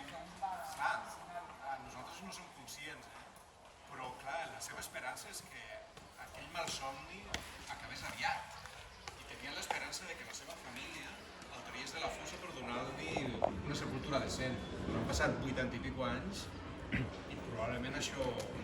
I perquè abans hi comentava a la cama, jo soc d'una companyia de teatre que estem fent un espectacle que està portant per tota Espanya des de fa any i mig, que es diu L'Enterrador, i que explica, està basat en fets reals, és una ficció, però sobretot la vida de l'enterrador de Paterna, que no sé si heu sentit a parlar, Leoncio Badia Navarro. Ell va acabar la guerra al bàndol republicà a Barcelona, va tornar al seu poble, a Paterna, als afores de València, i ja podeu imaginar-vos, el bàndol nacional, el van putejar tot el que van poder i més, fins i tot el van condemnar a mort i després el van alliberar. I l'única cosa que va trobar per sobreviure va ser d'enterrador al seu poble. Amb tanta mala sort que Paterna va ser el paredón del llevant espanyol durant la postguerra. I en 4 anys, o sigui que va fer d'enterrador, va enterrar gairebé 2.500 afusellats. O sigui, això volia dir nit rere nit, enterrar morts.